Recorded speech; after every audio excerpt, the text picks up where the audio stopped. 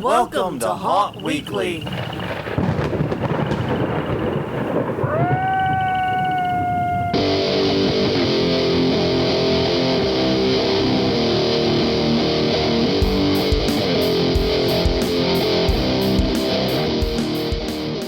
Hello, everyone. I'm Jonathan. I'm Crystal. And this is Haunt Weekly, a weekly podcast for the haunted attraction and haunted entertainment community. Whether you're an actor, owner, or just plain aficionado, we aim to be a podcast for you. And we return to you once again for the first time in quite a while with no guest. Yes. It's going to be just the two of us this week. We got more guests lined up, actually. We're going on another run of guests. This is like, when the baseball team goes on a string of away games and then comes back for one and then leaves again immediately. That's kind of what we're doing here. So we're sticking around for this week. It'll be just the two of us on home field. But we got some very exciting guests coming up in the next couple of episodes. I don't know if it's going to be 2 or 3, but we've got a lot coming up. So be prepared, as the quote Scar from Lion King. So yes, be prepared. And keep in touch. We are making announcements of those guests very, very soon. You can catch those announcements at our Facebook page and our Twitter, facebook.com/hauntweekly, twitter.com/hauntweekly.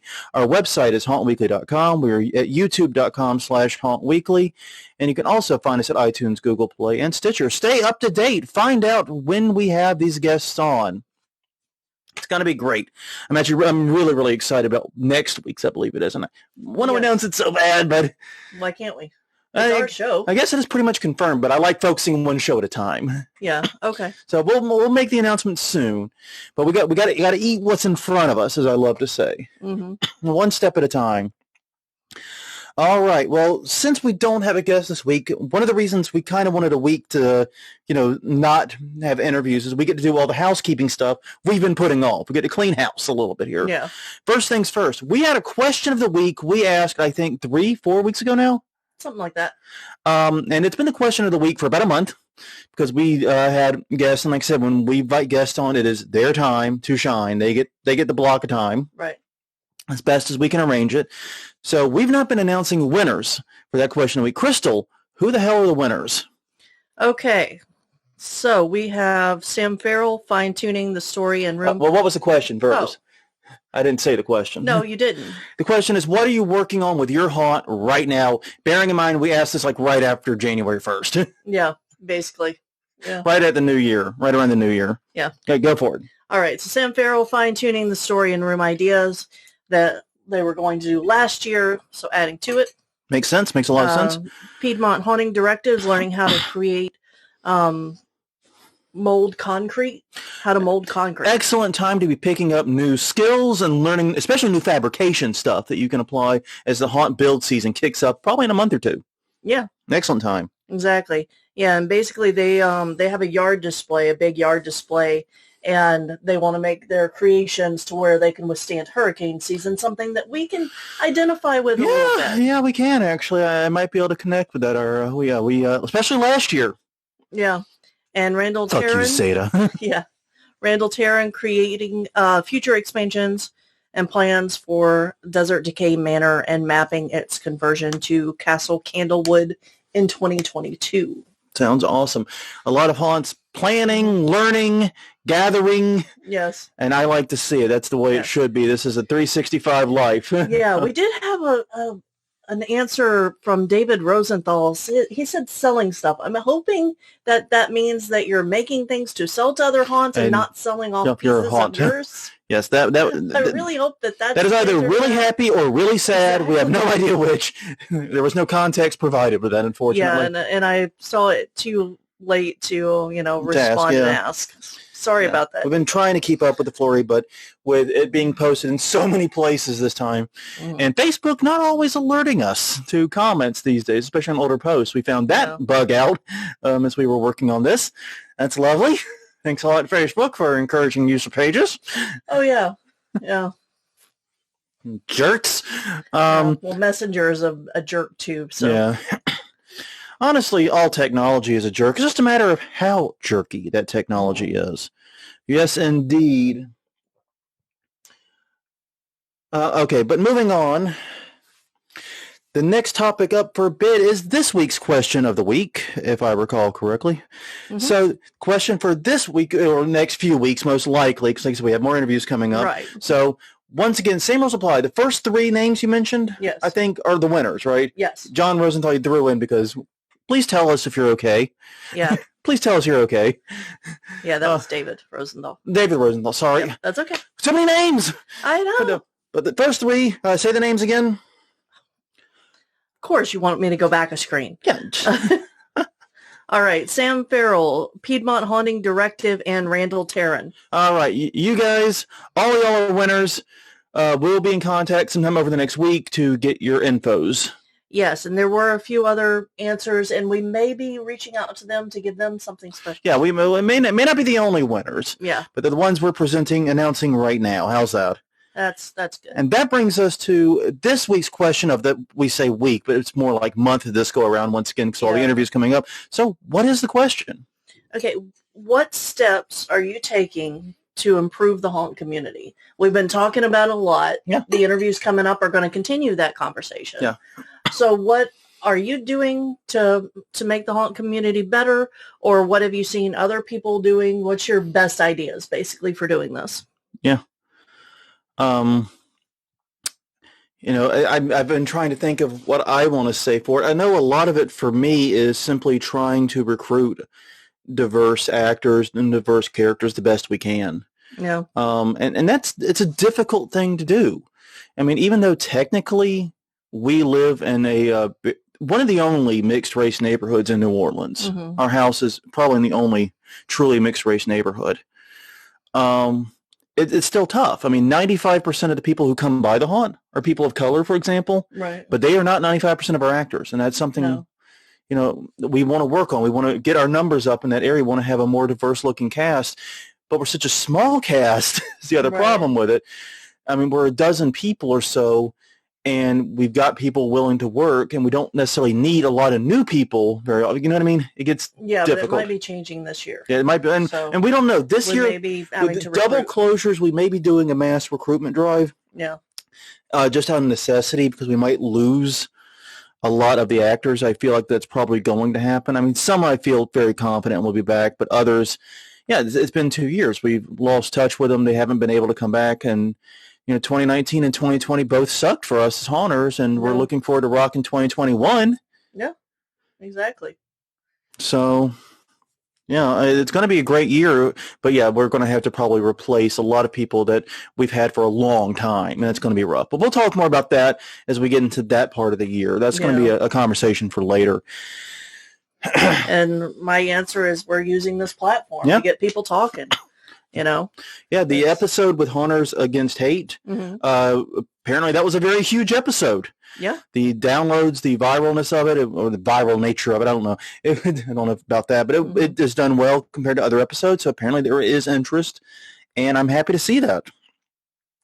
So, we have more interviews coming starting next week, and then another one the week after we know of, and probably one after that. But I think after that we need to do a news episode because we skipped one. Yeah, we'll be doing a news episode. So we'll be doing the news after that, and we'll also catch up on housekeeping again then. That's not bad. That's not too crazy. No. Real fast, check out the Haunt Weekly store at hauntweeklystore.com. There we have various T-shirts and masks and other odds and ends picked up, including the Haunt Weekly Pride shirt. You'll recognize it. You'll spot it pretty quickly. It's pretty obvious. And the profits from it are going to Haunters Against Hate. Mm-hmm. So whatever money we get from that, obviously not counting Teespring's cut. Yeah. So we will be giving to Haunters Against Hate. We'll be kicking in some of our own money too. Don't know when we're going to tally that up. We haven't quite figured that out. Probably end of February-ish. Yeah. We'll see about it then. Give it a while, get some sales going on. But if you want to support both Haunt Weekly and Haunters Against Hate, that is an easy way to do it. The shirts are available there. Okay, so like I said, we kind of needed a more chill episode because while I love having the guests on, it's a lot of stress, a lot of work, and a lot more involved making those episodes. So we needed a more chill episode. So we were thinking literally last night about what can we cobble together an episode on fairly quickly. And then we realized we've been doing virtual events now pretty much weekly for quite a while. Hi, chat room. And on top of that, we have been attending virtual events almost constantly. Right. So we've been on both sides of the virtual event coin a lot since the pandemic started.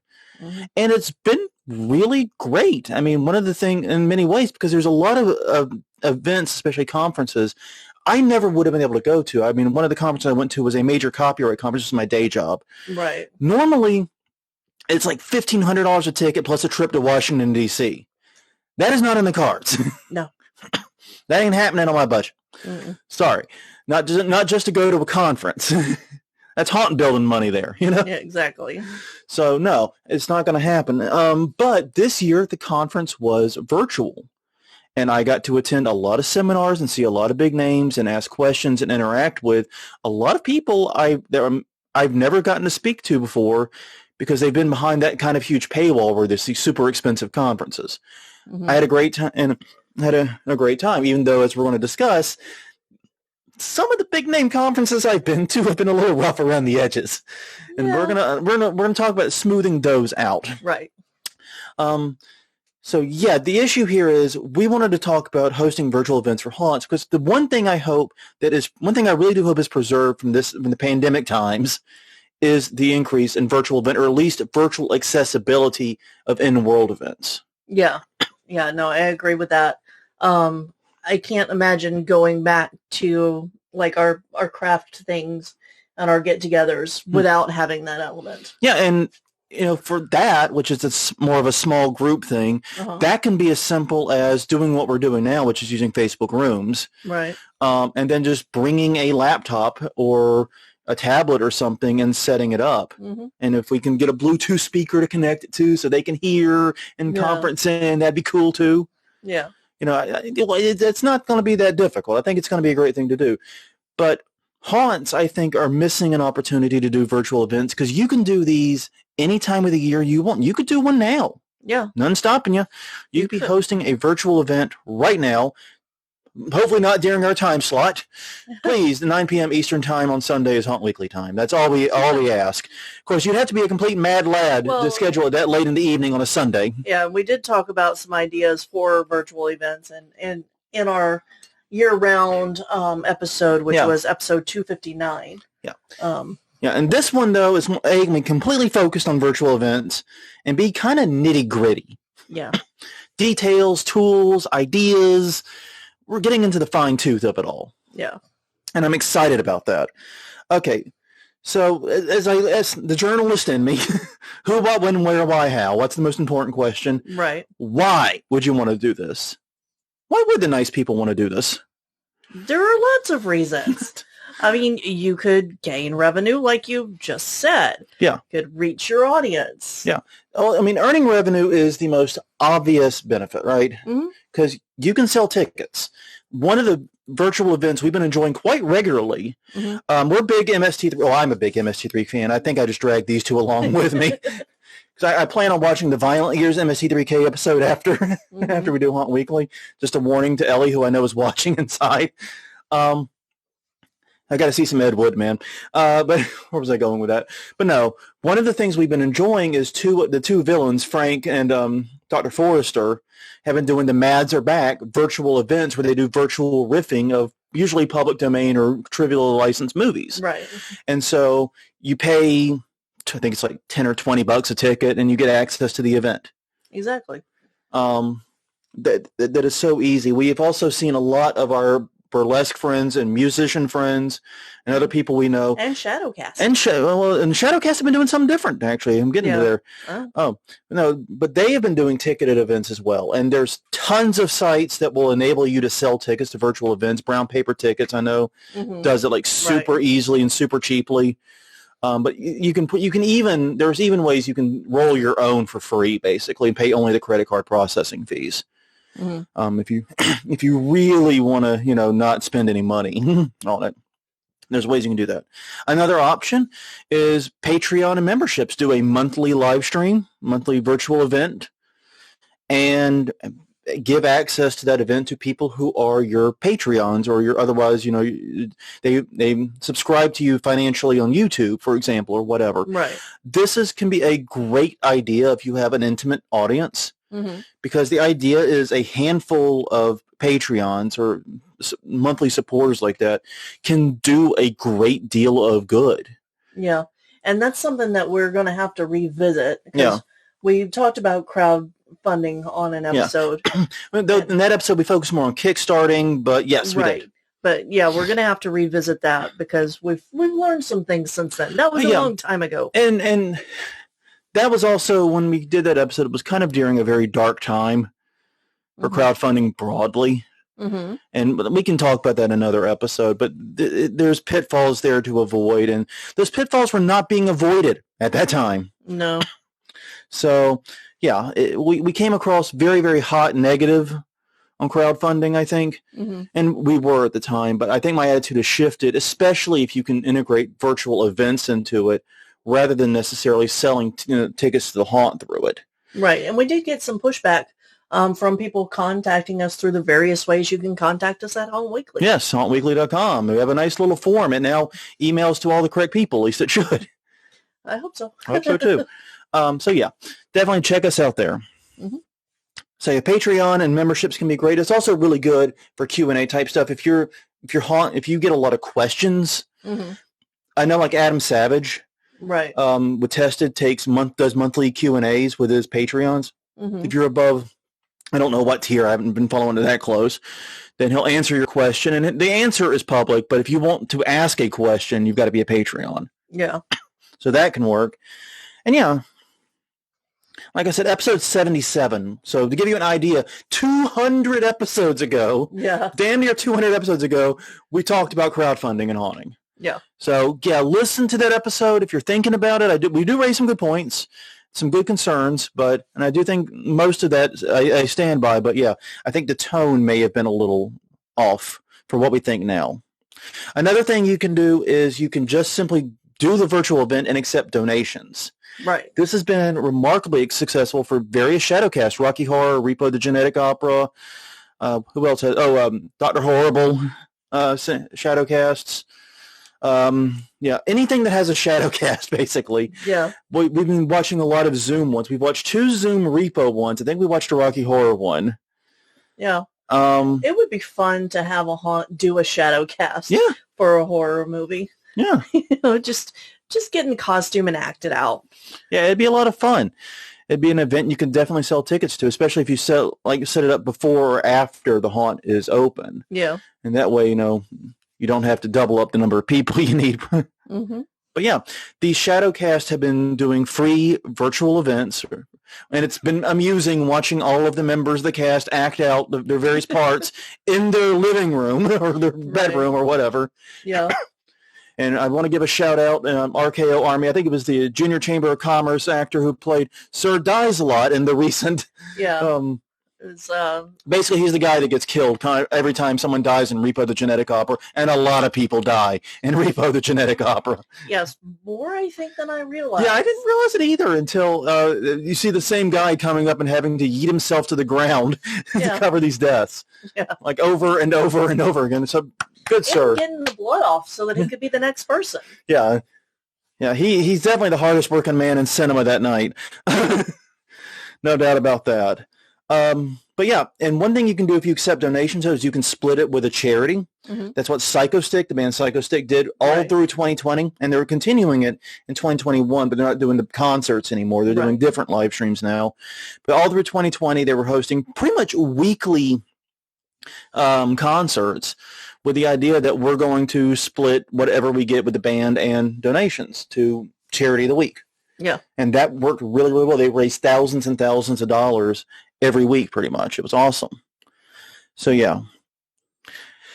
But the main thing to remember with virtual events is virtual events are an equalizer. Right. This is something to think about because virtual events, basically virtual events, anybody can do a good one, is what I'm trying to get at. Anybody can do a bad one. Yeah. We've seen both. Yes, we've been to a few bad ones. We have seen great ones done by individuals. Yeah. Our friend Kyle did virtual tours. Right. From the comfort of his den, living room, whatever. Office? Office studio. Whatever random room it was. His apartment. Office. His apartment. Yeah, but he also did, the HauntCon talk that he just had over the weekend. And that's available. Yes. So definitely check out our friend. And also, he was on the podcast, one of the earliest episodes we had. Yeah, we'll probably have him coming back on it. Yes, and he's actually someone I want to loop back around because he's got some great, because his talk at HauntCon was about weaving local legends into your haunt. Right. It's something that we've talked about And before. we have talked about that a lot, actually, many, many times. And so here in New Orleans, it's silly easy. Yeah, he gave a really good description of how to do it easily. And, it's definitely worth a watch. Yeah, and Japes jumps in on the chat. His haunt tours are so good. I agree. He is an amazing tour guide. I've been on his actual tours when he was in New Orleans. Yeah. He's just an amazing tour guide for anything. He could give me a tour of like a box factory, and I'd find it the most interesting thing in the world. You know what I mean? And I don't know why I jumped on a box factory being that boring. It's probably, it's a Simpsons reference. Mm-hmm. There was a Simpsons did it. I'm accidentally stealing Simpsons jokes now. Oh, man. But yes, he's put on some amazing ones. Some of the conferences I've seen or attended bits and pieces of have been horrible, laden with technical issues. Okay, so now we know the why you'll have it. The next question is, where will you have it? And to that end, there are 3 giants of streaming events right now. They are YouTube, Facebook, and Twitch. Bingo, bango, bongo. That's pretty much it. Mm-hmm. There are other platforms out there, to be clear, but these are the 3 places, typically speaking, virtual events are held. Now, some are held on Zoom, like directly using Zoom links, but Zoom comes with a lot of frustrations when you're trying to make a public event. It requires special software to attend. It requires more setup on the user side. And yeah, I guess maybe in 2021, Zoom is like Skype in that we all just have it. Well, and the other thing about Zoom, though, is that if you have the free version, you can only hold a 40-minute a 40-minute thing. Yeah, I don't know if that restriction's still there. It is. Oh, okay. Because I am now getting it. You would know, actually. You have to put up that bull crap. I thought I had a pro account with my .edu, but apparently not. So, heads up on that one, especially for you .comers. Yeah. Yeah, and also is once again Japes in the chat noting that it's designed for the user, not the presenter. That's very true. Yeah. It's designed to be user-friendly, which honestly, I don't find it that user-friendly. Because you still have to install the software. You still have to update the software. Every freaking week there's a Zoom update, it seems like. Yeah, well, and we've got some people at my work who do Zoom all the time, and they're like wizards. They know how to do all this stuff that I don't know how to do.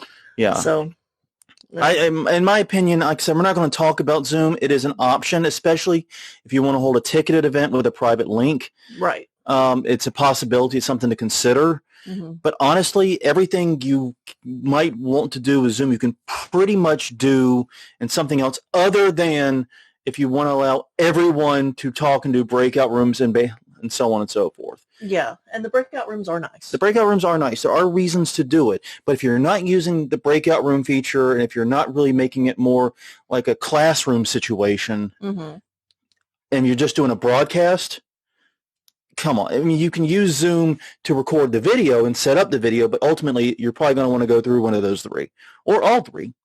Because that's one of the things is you're not limited to one. And one of the things we're looking at doing is adding Twitch to our repertoire. Mm-hmm. It's so, like I said, we're early in the process on that, and we'll get into why in just a minute. But so in a couple of weeks, we may be doing our first Twitch streams simulcast with the Facebook Live ones. Yeah. So if you used to following us on Facebook, nothing's changing. Right. Don't got to look nowhere else. You're cool. But if you're more familiar, more comfortable with Twitch, your reprieve may be at hand. But anyways, let's go through those 3 real fast. YouTube has an extremely broad audience. Virtually everyone has a Google account. Therefore, ipso facto, they have a YouTube account. That said, it is difficult for paid events. The way YouTube, I've seen it work is they'll set it up at an unlisted link and then send the link to ticket buyers. To my knowledge, there's no way, and if someone in the chat wishes to correct me on this, I searched for it, I couldn't find it, a way to do a ticketed event in YouTube directly without, like I said, the tomfoolery and chicanery I just mentioned. Yeah. Facebook, once again, very broad audience. Even though no one seems happy about it, pretty much everyone has a Facebook account. And they enable paid events directly. Right. We could theoretically flip the switch today and make these podcasts paid access, which we were not doing, obviously. No. But Facebook keeps trying to get me to do it. Turn on your stars. Turn on your stars. Enable tickets for this event. No, screw you, man. Yeah. That's very true. And, that's something that Patrick talked about is people don't really like Facebook, but everybody's here. So you got to be here. But there are ways to pull it off of Facebook so that you have that connection even when Facebook goes away. Now, FACEBOOK is the shortest way I know to spell obligation. Yes. I mean, it's just truth. We're all here because we feel like we have to be, and we don't have really a choice in it. But that also makes it a decent platform for video streaming. And it's what we chose as our initial, because we looked at our audience, where people were coming from. And most people who interact with us through social media of any stripe interact with us through Facebook. By far, Twitter doesn't have a lot of traction, even though most of the same stuff's been going out there. And from talking with other haunters, that's true across the industry. It seems like haunts aren't getting the same traction. Aren't getting the same traction with Twitter that they are with Facebook. Why? I don't know. But I also know you go to where your audience is, and that's one of the reasons why Facebook is a good choice. Now, they have disadvantages. There is not the culture of streaming on Facebook. Right. People are still getting used to this wackadoodle idea of live events on Facebook. They are. Yeah. And, whenever people go live, then it does grab my attention. I get the notification and I go and check out and see what they're talking about. And I might stick around, I might not. But. Yeah. It's a very frustrating problem, to say the least. People aren't just used to it as much, and they don't go to Facebook for live stream content. They're not looking for something to live stream. Usually they're looking to catch up with their friends and their family and see what events are going on. Oh, and there's a live event. Okay, like you said, I'll drop in and see what's up and then drop out, that type of thing. Yeah. Now, I will say, if you're doing and I know that we talk about this later, okay, but I'm still going to put it here because damn it, I want to. All right. If you're doing a live event, make it an event. Yeah. So that I can say, yes, I want to go to this. Because if I don't know about it and it just pops up, I may be in the middle of something else. I might go back and watch it later. I might be drunk off my ass and not even able to click the button. Exactly. You don't know me. Oh. Yeah, but if there is an event with the link to the actual go live, if you schedule it in advance, then it's easier for me to remember to get there. Exactly. Now, Twitch has a smaller audience. Now, it's with Amazon, so it's not like a terribly small audience. Right. But now Facebook is still heavily targeted at video games. In fact, they still want us to say what game we're playing when we do. You mean Twitch? I mean, no, Facebook still asks for some of our live events. They ask us what games we're playing. Oh, that's weird. Yeah, it's weird. And Twitch, of course, is still very geared at video games too. Yeah. And that can be very confusing. Even though there's a growing culture of doing other types of content on Twitch, right, we're seeing more and more non-video game content on Twitch, and Twitch really has been pushing for that. Mm-hmm. It's still, when people think of the word Twitch, they think video game. Yeah. Now, I do think that it is, as you said, starting to diversify, because there are a lot of crafters, a lot of mini painters and artists who are getting their foot into Twitch. Mm-hmm. And like you said, we might be looking at it soon too. Yeah. So I don't really see any reason why not. Mm-hmm. So yeah. Yeah, and you have the ability to set what you're paid basically on Twitch, and it's based on views. Yeah. So. And they also have, but basically it's the most natural place for streaming, and that's the real advantage. People that go to Twitch are looking to watch live stream content, full stop. Yeah. That's what they want. They want live stuff. And they also have a full subscription system built in. Though it doesn't necessarily allow for pay streams, but you can give people, a bunch of stuff. Like Facebook has stars. Like I think you mentioned stars briefly. Mm-hmm. But Twitch is like you can buy custom emotes, exclusive access to exclusive chat. They give those subscribers a lot more. So something to consider. So what do you need to host a virtual event? How do you host one? Well, it depends on what you're willing and able to invest in it, honestly. If you want to invest absolutely nothing, there is standalone software, much of it available for free or for dirt cheap. They can get you started at OBS and Streamlabs OBS, which is very confusing that there's two apps called OBS. But one is OBS and one is Streamlabs OBS, or SLOBS, as it's more often called. Both you can get in access for free. You can use for free. But Streamlabs OBS, if you want to use the more robust features, you're going to have to pay. But OBS is fully open source. Right. And so it's totally free. But here's the thing. As we found when we started, we were using those. Mm-hmm. And it is overwhelming. Yeah. I'm very tech savvy. I don't think of myself as a tech rube. No, you've been doing tech for a long time, especially online. And I've been podcasting for a long time. I've been doing live podcasting for a while, for a lot of it. Yeah. No, I've been doing a lot of podcasting. So yeah, and also XSplit is another one to consider, by the way, another application. But yeah, it's a lot to take in. There's so much you have to figure out, especially if you're going to try to stream to multiple platforms. There's a big learning curve. The learning is not a curve. It's a brick fucking wall is what it is. Bam. Not a learning curve. It's a brick fucking wall. I mean, it's bad. Mm-hmm. It is steep. But like I said, if you can overcome it, it's free. But the other problem is it's going to make you completely dependent upon your internet connection. Now, we have a very stable connection. We do.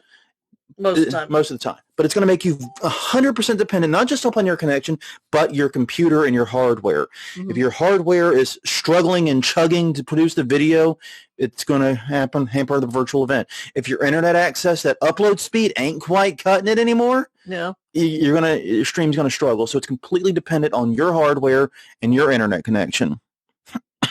Yeah, if you watch some of our older streams with guests especially, they were unwatchable.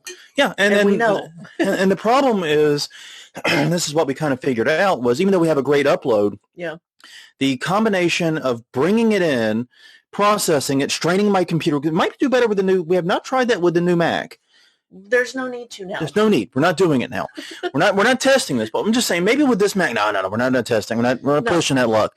But basically, the combination of bringing it in, ingesting, processing all that video, and then trying to upload it back out to the internet was just too much. Yeah. I don't know where the weak link was. I couldn't find it. I tried multiple times to find it. I don't know where the link was. I suspect it was that ancient Mac. Well, it wasn't ancient, but now we've got the brand shiny new one. Though it's less shiny, actually, than the old one. But that's an Apple thing. Apple went with the duller gray, and that's how Apple be sometimes. Yeah. But yeah, it's just not as reliable. So ideally, you're going to want some kind of buffer between you and the stream, and that's what we do now. Mm-hmm. We use virtual systems or web-based OBS technologies. It's called. What we use is something called Lightstream. It's at I think it's golightstream.com, and it's Lightstream, not Livestream. I know I'm slurring my words here a little bit, but light like a one of these light bulb. Like a light bulb. Yeah, Lightstream. It's Go Lightstream. It's what we use, and we frankly love it. Mm-hmm. It has greatly simplified the process of getting online. It has produced and since we're doing this through Facebook, we have backups. If our recorder for some reason doesn't get this audio, we have a backup that's actually pretty high quality through Facebook. Right. We don't have to do that a couple times before we bought this one. Yeah. And before we knew all the ins and outs of this one. And then the first time we tried to use this one, which was the story we're going to tell in a minute. Okay. First time we tried to use this one, we had to do that. So we have a backup of the audio virtually in the cloud. But we love it. I think we pay $19 a month for it. Yeah. But there is a free tier if you just want to dabble with it and see if it works for you. Mm-hmm. And yeah, it will let you simulcast any between YouTube, Twitch, and Facebook. You can do all three or one of the three. Right now, we're just doing one of the three. Right. But like I said, we may be changing that. So stay tuned. Other options that I could find very quickly were StreamYard, OneStream, Twitch Studio. If you just want to stream to Twitch, they actually have a pretty robust built-in studio option. Mm-hmm. And YouTube Studio does too. Right. So you can probably use those. There's Lula TV and Wirecast. But seriously, look it up. Look up in Google and test is my advice. Because we tested probably a dozen services before we landed on Lightstream. And it's what fit our needs the best. Mm-hmm. Our needs are not your needs. Right. So we recommend Lightstream for our needs, but not necessarily for yours. Yeah. But yeah, these are much more reliable because if our internet begins to get wonky or something's going squirrely, they are buffering on their side, and they can catch that and keep the stream going so when we connect, we're not dropped. And the other great thing is they do all the video processing. Which is nice. So my Mac is sitting just ice cold and loving life, even as shooting all this video out. Yeah. So they do all the video processing, and they do all the hoo-ha and the magic and the voodoo and all that. They do all that. I'm just realizing we haven't actually done a podcast about doing a podcast. Yeah, that's true. And we've gotten lots of questions about it. Maybe we should. Maybe. Okay. If you want to split your stream, you split your signal into multiple streams. Lightstream does it, as I mentioned, natively. You can also use a service called Restream, which we have experimented with in the past as well. It did not work for us because we were trying to use it in combination with OBS. Right. Which, like we said, that just completely nuked something. Multiple attempts to figure out what it was nuking. No luck. No. But generally, it's better to get a product that is more than what you need and has more features than what you need, like we did with Lightstream, because it's technically a little OP for what we're doing. But if we want to do something like add Twitch, we can. Yeah. And we don't have to worry about paying more, or we don't have to worry about relearning a new system. We just add it, and then we're already in our familiar home. Yeah, that makes it really nice and easy. So once you've got all that tech set up, what are you going to do? I don't know. Well, what are you going to do? Well, you have a lot of options, actually. If you're a haunter, there's tons of virtual events you can have. One of the most obvious is virtual tours of the haunt. Yeah, exactly. And the thing is, it doesn't have to be a tour of the whole haunt. No, it doesn't. It doesn't have to show where scares are. You can just be walking through, and it would be fine. I would love more virtual. Well, here's tours. One thing I would love for a virtual tour, and this is something you could do, like, this is the time of year to do this. Yeah. You got a room that's been up for a while, right? Mm-hmm. And you're getting rid of it. It's time to go Betty Pie. Why not do a virtual tour of that room, honing in on every weird detail, where the scares were, how the room worked. And what didn't work. And what didn't work, and discuss the room. And that way, since that room's going to be gone before you open, you're not spoiling anything. No. Yeah, you're peeking behind the curtain a little bit, but it's definitely not going to ruin any effect. Yeah, you can. I don't know if you'd want. I personally would like to see the safety stuff in that room that you're talking about. Oh, yeah, absolutely. But I don't know if customers want to know exactly how safe they are. I bet they do, actually. I bet they want to know that they are safe. Yeah. Parents would be, more willing to send their kids. Yeah. Which apparently was a thing that happened this year. Yeah. So that would be like one of my first suggestions is look at virtual tours. You can also do meet and greets with the owners, characters, and other important people in the haunt.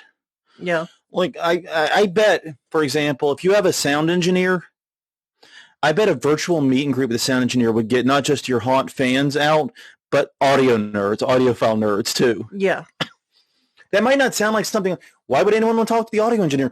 Audio nerds are huge into this stuff. Well, and, there's always at least one, usually more, talks at conferences about how to design the sound for your rooms. Yeah.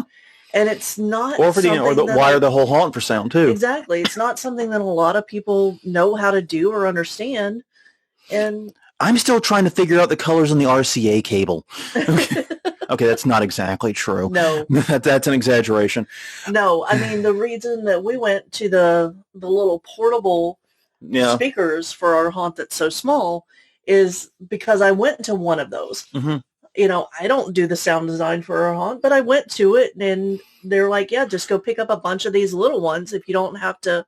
If you don't have it wired through the whole thing, and you're and we don't right now. We're too small to really justify it. But just do that. 3 to 5 of those. Each room has some kind of special sound for it, right? That is triggered as you come in. Yeah, and you can level it based on the room so that it doesn't have spillage over into the other rooms. So that's one of the great lessons we got from that. I definitely recommend if you're a small haunt looking into those little mini speakers. But yeah, so it's not on here, but I want to throw out the idea of also doing like a clue or murder mystery type thing because that would be fun. That would be fun. That's a great idea. You do special events, murder mystery type events, parties, maybe even like do a crowd version of an escape room or something. You could theoretically do that. Yeah, where you present rooms, you present clues. And have the crowd vote, the wisdom of the crowd vote. Yeah. You can do a lot of interesting things here. You can have someone come on and discuss the urban legends and the various stories that surround your haunt. Basically, anything that fills about an hour can become a virtual event, whether it's a free virtual event, a ticketed one, or whatever. If you can fill about an hour of time, I think you can probably make a virtual event out of it. Yeah. Take it from me. So, yeah. So with that in mind, let's talk about some marketing tips and some suggestions to get this thing off the ground. First, don't do what we do. No. We are terrible, not because of lack of knowledge, but because this is a passion project. Yeah. And honestly, we don't have as much time as we really need to dedicate to this in order to grow it. But we don't emphasize growth with this. No. We're happy with our little community, our friends, our family members. Right. And I think we got a good thing going here. And, if it gets bigger, it gets bigger. If it doesn't, it doesn't. It's kind of my attitude. But I'd rather focus on quality rather than quantity. Mm-hmm. And we got good quality going. Very happy about that. But anyways, if you're doing a virtual event, you probably wanted a lot of people to show up to it. So do other things. Yes, especially if you're wanting to make money on it. Exactly. First, decide the date, time, and theme, and as far out as possible, as far out as practical, and start promotion not too far out. You don't do it like 6 months out. No. Think about with your haunt. Usually start a couple of weeks before opening. Mm-hmm. So a couple of weeks to a week at least, I would say. Week is the minimum, but 2 weeks, maybe 3 weeks. That's about perfect for promoting it. Yeah. Right now with my job, we've got this big lecture series that we're starting up. And it's exactly 2 weeks away, and I posted on Friday. Yeah. And that's not bad. That's not bad timing. That actually is about perfect with the timing for when you want to start. Post it on all your social media that you can. Post it on your website. Post it on your Facebook. Post it on Twitters, your Instagrams, whatever else you're using. Announce it. And one important thing, Crystal mentioned this before, but this bears repeating. Make it an event on Facebook. If you're going on Twitch, schedule it on Twitch. Put it in your Twitch schedule. If you're going to go on YouTube, put it as a scheduled event there. Right. You can do that on all the platforms. And scheduling is incredibly powerful because it gets in people's feeds, people who follow it, gets into their feeds very prominently, I might add. Mm-hmm. And they can choose to follow it and get alerts when you start. Right. If you just say, oh, yeah, we're going to and this is one of the frustrations I actually did have with the Shadowcast we watched last night, was they said, we're doing it on Twitch. Fine, I got Twitch. I can hang. But they never scheduled it. They never put it on their Twitch calendar. Oh. So that's yes, I got the alert when they went live, right? But that was as they went live. I didn't get the warning alert that, hey, they're planning on going live in 10, 15 minutes or whatever it is. Yeah, I got the alert from Facebook, though, that the event was happening. Yes. And was starting soon. Yeah. So there was that, at least. Create Facebook events. Put it in your Twitch content calendar. Set it up as a premiere or a planned live stream on YouTube. Get it out there as such so people can know about it, be waiting on it, and get alerts. If you don't do that, you are missing out on so much. Yes. And one other thing I'm going to throw in here is to make sure to try to share it to pages, or if you have a guest coming on, tag them in the events and share it to their pages, give the link to them so that they can share it out. It's it's easy stuff, but people don't think about it. Like I've contacted 4 local things for work for this thing that's coming up. Mm-hmm. I have no contact with them, but they are interested in what the topic's going to be about. Okay, so cool. Obviously, it's going to be easier to market free events than paid events. Mm-hmm. Just be warned. If you're doing a paid event, the focus is obviously going to be on the ticketing page and not the link itself for obvious reasons. Definitely take a moment and pull together some good visuals. I have mentioned Canva multiple times on this podcast. I'm mentioning it again. If you need to put something on your Twitch, on your YouTube, on your Facebook, on your Twitter, and you need it to be visually consistent, Canva is your lifeblood. It lets you design once and have it resized and reformatted for all the platforms you're going to be on. If you have the paid. Yeah, if you have the paid. And it's worth the pay. It's worth the money. It is. It's beyond worth the money. It is completely worth the money. I will cut my Netflix before I cut my Canva. Yes. And in there's also photos that you can search for and elements and things that are licensed correctly. Yeah, they have their own stock photo and stock line art library that you can dig into. And they have an absolute crap ton of pre-made designs where you, in many cases, you just change the freaking text and maybe swap out an image or two, and you're done. Yeah. So, I mean, so many goddamn designs, pre-made designs. It is incredible. I mean, I really should be getting like some kind of royalty check from Canva for how much I mention them. But believe me, it's worth it. I'm not affiliated with them in any way. I should be, but I'm not. So just know that I love Canva. Be sure to explain the unique benefits of this. Make sure that your live event is something that they can't get somewhere else. Use the FOMO to your advantage. Like for us, the FOMO is you get to participate in the chat and maybe have your name mentioned in the podcast as we're reading things out. So that's FOMO. Hopefully some people think that's worthwhile and they come for that. And the decision of whether or not to leave a recorded version of it up, that's a personal choice. Not doing so definitely helps with FOMO. The only time you'll ever see it. Ooh, But I'll say this from Running Haunt Weekly. We get, a fairly active chat going here most weeks at least. But realistically, nearly all the views of the Facebook Live event happen the Monday, Tuesday, and Wednesday after. Right. Like, not a lot of people join us live, and that's fine. If you're one of those people, please do come join. Please participate in the chat. You make things so much more interesting. Yes. But we're glad to have you no matter how you choose to listen. Exactly. So, yeah. And there's also, you could do a limited release of a video if you don't want to leave it up. If you want to hit somewhere in between, you can have access to it for a couple of days after the live event and then take the event down. You can do that too. They're alternatives. All right, real fast. We're definitely cutting a little short on time here. Yeah. So anyways, basically some pitfalls to watch out for with live streaming. One is copyrighted content. I know this is my day job, but I've seen this happen so many times. If you use infringing audio, especially popular music, on your live stream, it may very well get pulled down. Yes. It may, and believe me, it may be pulled down midstream. Yeah. Like you're not even going to be allowed to finish. It may just get yanked down and you may not be allowed to finish what you started. Right. And that could be really, really bad. Really, really bad if you have a ticket event and people aren't able to see what they were promised. So the advice there is to use music, images, and video that either create or have clear licenses for. Once again, this is a great thing with Canva. They have tons of images and content that you can license very easily, including some sound effects and other elements too, because they've gotten more into animation and short video creation too. So it's something to check out. They've got a lot of interesting things there.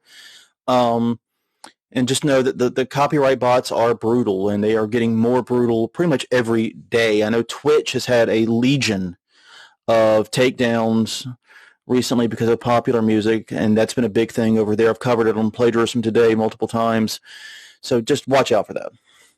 Also, be careful what you say on stream. This is not as ethereal as it might feel.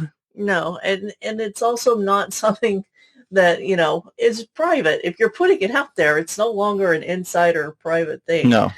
So. And then this came up recently in a different chat. Something that is a quote-unquote inside joke ceases to be an inside joke when you publish it to the world. Exactly. It's very easy. An inside joke is a joke I tell Crystal and I in the privacy of our own home without people listening in. Yes. That is an inside joke. When I say it on this podcast, it is no longer an inside joke. It is a public joke. Exactly. So, yeah, just be careful what you say. Assume everything on the stream is recorded, because even if you're not recording it, someone else may very well be. Finally, and this may seem like a very, very, make a long story short, too late. Don't make it longer than it has to be. Yeah. If you don't have enough stuff to fill an hour, don't do an hour. Do a half hour. I think an hour is about the sweet spot. For most live, an hour to 2 hours is typically what I think of as the sweet spot. But if you don't have enough to fill that, that's fine. It's better to let people go early than to drag it out, because you're already struggling for people's attention. They're at a computer. They're at a TV. They have a cell phone in their hand. It is much easier to lose focus on a screen than it is a person in the room. Right. So, and if you start dragging, you're going to start losing them. Yeah, because, if I get bored, I don't have to pretend to be awake while you're standing in front of me. I can just turn you off. Yeah, exactly. I don't have to make that awkward march out of the crowded room. Exactly. That we've all done at a conference at one point or another. Usually when conferences had bad schedules and you had to leave early-ish to get the hell out and go to where you needed to be. Yeah. Finally, avoid technical challenges. If you have weak internet access, get stronger internet access. I don't know how else to say that. If your internet access sucks, don't try to force it. Audio issues are legion with these. I have seen so many, even with the very, very professional virtual events, audio issues are deeply difficult. And part of the problem is the bigger the event, the more complicated the audio wiring gets. One of the reasons we love our P4 pod track, it actually simplifies our audio greatly. Be mindful of software compatibility and also complicated software. Like I said, when we talked about it earlier with OBS and slobs and all that, the learning curve is a brick wall. You are going to run nose first into some real techie stuff. And if you're not a tech, find a solution that works better for you, like Lightstream, which is much, much easier and basically doesn't put you through so many hurdles. And to that end, the main thing to do is test, and test again. Things will still go wrong. The very first time we tried to use this pod track, I came out here, I had tested it twice, and it had worked both times. And we had tested it with Crystal as being a virtual guest. We had tested. But the very first time we come out here, we have a guest on, and the damn thing doesn't work. Exactly. The audio input is not coming into my computer, and we cannot figure out why. Now, we found out later it was a bad USB cord. Yeah. And it was just simply a matter of going to Five Below and getting a brand new short USB-C cable. We were able to fix it, but man, did that tick us off. Things will still go wrong, but test, and have backups of everything you do. Because luckily, that time around, we were able to go back to the old system very, very quickly and just do the recording and also salvage the recording from Facebook. Yeah, using Lightstream. Yep, using Go Lightstream, yeah. So yes, I think using an internet-based service like based service, I must be getting tired, like Lightstream makes things so much easier and so much more reliable that it's well worth the $19 a month we pay for it. I think it's worth beyond that. So yeah. Those are my tips for hosting a relatively successful virtual event. First thing is first, do we have any answers to the question of the week in chat? No. All right. Well, like I said, we ended up getting this episode out late in terms of announcing it because we weren't sure what we were doing this week. Yeah. It's been a flurry of activity getting more guests lined up, and our home weekly time has been soaked up with that. Right. So that's basically what that was about. So no worries there. Once again, the question of the week, what are you doing to help build a better haunt community? It could be teaching things to new people. It could be helping create a more diverse community by recruiting people of color, people, LGBTQ plus people, whatever, people who may not think of haunting is something they want to do. What are you doing to help build a great haunt community? Well, I think that's all we have. I am tired, and I think it's about time for us to sign off.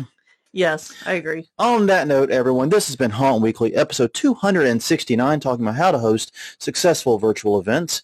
You can find more Haunt Weekly at hauntweekly.com, Haunt Weekly on Twitter, Haunt Weekly on Facebook, youtube.com/hauntweekly is our YouTube channel, and we're also on Google Play, iTunes, Stitcher, Spotify, wherever you want to find your podcasts, we're there. So until next time, I'm Jonathan. I'm Crystal. And we will see you all next week with a very special guest that I'm super excited about. Check out all the places I just mentioned for the announcement coming soon. We'll see you then.